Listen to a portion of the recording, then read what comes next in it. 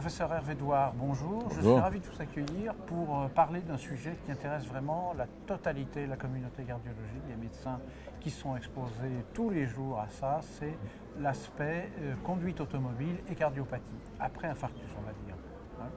Et donc, quelle est la justification de vous demander ce type d'intervention en congrès aujourd'hui? Est-ce qu'il y a du nouveau? Est-ce que c'est récurrent?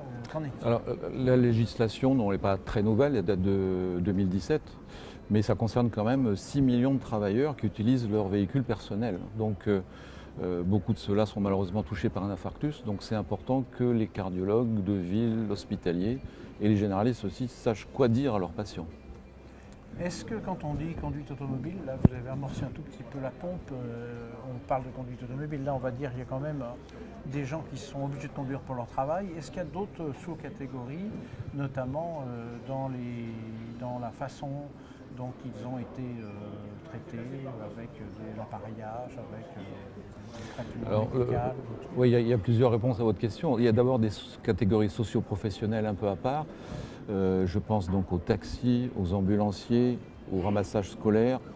On peut y inclure même les taxis-motos, les VTC maintenant. Tout cela ont donc l'obligation, tous les 5 ans, de repasser devant une commission et qui est aussi dur que pour les permis poids lourds, c'est-à-dire qu'ils doivent ne pas avoir de pathologie cardiaque majeure. Voilà. Alors après, pourquoi? Parce que bien sûr il y a des contre-indications temporaires importantes, je pense aux défibrillateurs implantables. Là c'est en prévention secondaire, c'est 3 mois sans conduire, ou alors s'il y a un choc approprié, 3 mois supplémentaires. Et puis il y a cette fameuse veste avec défibrillateur où bien sûr on est dans le cadre de patients qui ont des mauvais VG, et là tant que vous avez la veste, c'est interdit de conduire son véhicule personnel. Il ne suffit pas de tomber la veste. Voilà.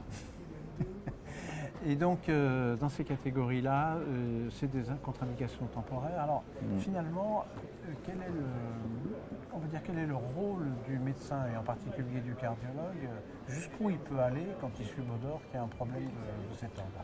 Alors ça, c'est une question importante. Ça rejoint un peu les problématiques en médecine du travail. On n'a pas le droit de téléphoner, bien sûr, aux médecins agréés, aux médecins départementaux des commissions de permis. Le secret médical, c'est pour le malade, c'est pas entre médecins. Mais par contre, on a le devoir d'informer le patient. Alors, il faut être très prudent, c'est-à-dire qu'il faut informer le patient avec la personne de confiance désignée. Et surtout, tout ça doit être noté dans le dossier en cas de problème ultérieur juridique. Donc, il faut dire au patient, écoutez, tout le monde peut conduire, mais il y a des contre-indications. Et vous en faites partie, vous devez faire cette démarche auprès d'une commission du permis de conduire, pour qu'ils vous disent ou non, vous avez le droit de conduire, vous n'avez pas le droit de conduire. Mais c'est aux patients. S'ils ne le font pas la démarche, et s'ils ont un accident, ils peuvent ne pas être couverts par leur compagnie d'assurance. Donc il faut les prévenir. Et donc il faut à tout prix les prévenir, bien sûr. D'accord, d'accord.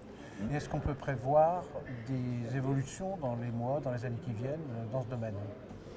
Bon, je crois que les choses sont assez précises. Bon, il y a peut-être une petite hétérogénéité suivant les pays en Europe. En Angleterre, c'est une semaine après infarctus qu'on peut conduire. En Espagne, c'est 3 semaines.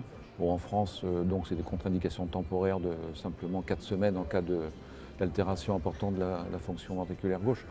Bon, les choses sont à peu près claires, hein. Ce qu'il faut dans ces histoires-là, c'est vraiment beaucoup de bon sens. L'infarctus, c'est un traumatisme psychologique important, un événement social important, professionnel parfois. Donc, et d'ailleurs, nous, en réadaptation, on autorise les gens à venir avec leur véhicule personnel, même on les incite à faire ça pour qu'ils reviennent très vite dans le circuit d'une vie normale. Quand je vous entends, je suppose qu'il faut aussi bien leur dire, si vous allez dans un pays étranger, pas forcément européen, où je suis capable de vous dire comment est la législation, renseignez-vous pour savoir les modalités, si vous voulez conduire aux États-Unis par exemple. Oui, bon, en général, on déconseille un voyage aux États-Unis 2 ou 3 semaines après un infarctus, surtout s'il y a eu un stent. Donc on attend un petit peu. On les envoie plutôt en réadaptation. À distance. À distance, bien sûr, oui. À distance, les seules contre-indications post-infarctus, c'est surtout donc l'angor résiduel, l'insuffisance cardiaque et les porteurs défibrillateurs. Donc s'il n'y a pas eu de choc récents, bon, il n'y a pas de problème. Je pensais pour l'étranger où la législation n'est pas forcément la même que chez nous. Ah oui, Ça, oui. auquel je vous arrête. Mais c'est vrai que la plupart des pays ne demandent plus le permis de conduire international qu'il y avait autrefois, c'est un peu disparu ça. Je ne pense pas que ça pose de problème quand vous louez une voiture à l'étranger. Merci beaucoup. Avec plaisir.